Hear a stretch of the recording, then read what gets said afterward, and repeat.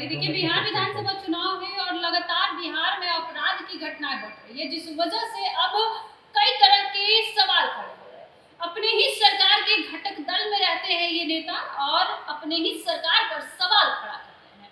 Law and order की बात करते हैं, कहते हैं कि बिहार में आपराधिक घटनाएं चरम सीमा पर जा रही है। ये बात कर रहे हैं हम एनडीए के ही घटक दल से है चिराग पासवान, जो कि केंद्र में मंत्री भी है और बिहार विधानसभा चुनाव में काफी ज्यादा सक्रिय भी है। उनका कहना है कि बिहार सरकार को इस पर निगरानी रखनी पड़ेगी, अपनी जिम्मेदारी को निभाना पड़ेगा, क्योंकि कहीं ना कहीं बिहार सरकार जो है अपनी जिम्मेदारियों से पीछे हटती नजर आ रही है। एक तरफ बिहार में अपराध लगातार बढ़ते जा रहे हैं, तो वहीं दूसरी तरफ चिराग पासवान लगातार अपनी ही सरकार के खिलाफ आवाज उठा रहे हैं कि सरकार में रहते हुए भी लॉ एंड ऑर्डर जो है वो पूरी तरीके से बेहाल है। क्या कुछ कह रहे हैं चिराग पासवान, सुनिए। बिहार में जो आपराधिक घटनाएं हो रही है उसको लेकर के, क्योंकि लगातार आप भी आपराधिक घटनाओं पर सवाल, जिम्मेदारी जवाबदेही तय होनी चाहिए। मैं पहले ही इस बात को कह चुका हूँ। और प्रशासन, कल भी हम लोग गए थे वैशाली में, एक घटना घटी है जिस तरीके से एक छोटी सी बच्ची 1 महीने 13 दिन तक वो बच्ची लापता रहती है। स्थानीय प्रशासन की पूरी मिली भगत है कि भाई 1 महीने 13 दिन तक आप उस बच्ची को आप ढूंढ नहीं सकते हैं क्या? उसके मोबाइल फोन से क्या उसकी लोकेशन को ट्रैक नहीं किया जा सकता था? अगर ये लोग चाहते तो क्या ये लोग नहीं कर सकते थे? गाज गिरी है छोटे अधिकारियों पर, थाना लेवल के अधिकारियों को वहां पे बर्खास्त किया जा रहा है, जबकि हकीकत यह है कि जितने बड़े अधिकारी हैं वो भी इसमें लिप्त थे। तो ऐसे में जब तक जिम्मेदारी तय नहीं होगी, जब तक जवाबदेही तय नहीं होगी, आपराधिक घटनाएं इसी तरीके से घटती रहेगी। अरे प्रभु, सवाल पूछ भाई, लगाएं, पर वो जिनके साथ सहयोगी हैं चिंता बढ़ जाती है कि अब कितने औरों की जमीन लिखवाएंगे ये अपने नाम। क्योंकि जब जब ये लोग नौकरी देने की बात करते हैं, रोजगार देने की बात करते हैं, लैंड फॉर जॉब हम सब जानते हैं, और अब तो कल भी सुप्रीम कोर्ट की तरफ से भी जो आदेश आया उसमें भी इन लोगों को निराशा ही हासिल हुई है।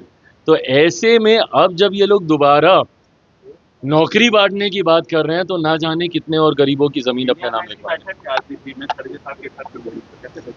नहीं, अच्छी बात है, खड़े बैठक पर जिस तरीके से तथाकथित इंडिया अलायंस छिटकता जा रहा है, एक के बाद एक सहयोगी इनसे दूर हो रहे हैं। बंगाल के इनके सहयोगी हों, महाराष्ट्र के इनके सहयोगी हों, धीरे धीरे वो दूरी दिखाई दे रही है। और ये बार बार हम लोगों ने कहा कि एक ऐसा भानुमति का कुनबा है जो कि बनने से पहले ही बिखरता है। ना जाने कितनी बार इसको संजोया गया है, कितनी बार ये बिखरा।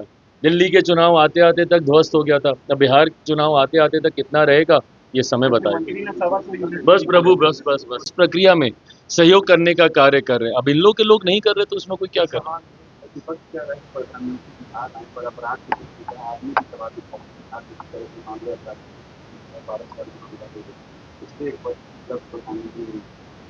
देखिए, प्रधानमंत्री जब सौगात लेकर आ रहे हैं उनकी प्राथमिकताएं अलग हैं। वो बिहार को एक विकसित राज्य बनाने की सोच के साथ कार्य कर रहे हैं। जहां तक रही लॉ एंड ऑर्डर की बात, ये संघीय ढांचे में, फेडरल स्ट्रक्चर में हर कोई जानता है कि पूर्णतः ये राज्य सरकार का विषय आता है, ये राज्य सरकारों के अंतर्गत आता है। ऐसे में प्रधानमंत्री को चिंता नहीं, कतई ये बात जायज़ नहीं, बट हाँ, ये चिंता हम सबकी भी है।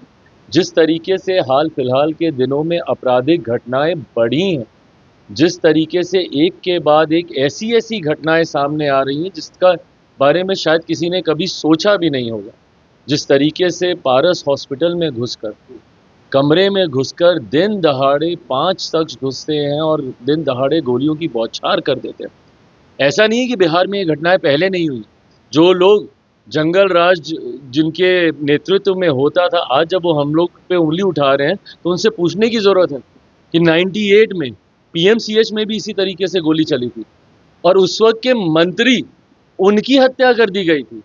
उस वक्त वो मंत्री थे, उस वक्त घुस के उनकी हत्या कर दी गई थी। उस वक्त किसकी सरकार थी? इन्हीं की थी ना। पर ना उस वक्त के इस घटना को जायज़ ठहराया जा सकता है, ना आज की इस घटना को जायज़ ठहराया जा सकता है। हकीकत यह है कि अगर एक भी आपराधिक घटना होती है तो प्रशासन को जिम्मेदारी लेनी होगी। एडीजी लॉ एंड ऑर्डर इस तरीके की बातें कतई नहीं कह सकते हैं कि भाई बरसात के से पहले इस तरीके की घटनाएं होती हैं। क्यों? क्योंकि किसान खाली बैठा रहता है। भाई जो अन्नदाता है हमारा, आप उसके ऊपर इस तरीके का आप आरोप लगा रहे हैं। और ये आरोप नहीं लगा रहे हैं, आप लीपापोती कर रहे हैं। आप अपनी जिम्मेदारियों से आप भागने का कार्य कर रहे हैं, जो कि कतई स्वीकार्य नहीं है। आपकी जवाबदेही बनती है, जिम्मेदारी आपको लेनी होगी और राज्य सरकार को भी इसमें और ज्यादा मुस्तैदी से सुनिश्चित करना होगा कि कम से कम और कुछ नहीं तो बिहार में सुरक्षा का भाव, एक सेंस ऑफ सिक्योरिटी। देखिए, आपने सुना चिराग पासवान ने सीधे तौर पर लॉ एंड ऑर्डर का तो सवाल किया है। वहीं पर जब हमने पूछा उनसे कि कांग्रेस में जो मेला लगाया है यानी रोजगार मेला, उसको लेकर इनका क्या कुछ कहना है, तो सीधे तौर पे कहा है उन्होंने कि अच्छी बात है, रोजगार देनी चाहिए, लोगों को जागरूक करनी चाहिए, लेकिन ऐसा नहीं कि आपके साथ जब वो रोजगार के लिए जब जनता आए, बिहार वासी आए, तो उन्हें नौकरी के बदले जमीन देनी पड़ जाए। बहुत बड़ा सवाल इन्होंने लगा दिया है। और वहीं पर चिराग पासवान इंडी गठबंधन पर भी खुलकर बातचीत किए हैं। देखिए, इस बार बिहार विधानसभा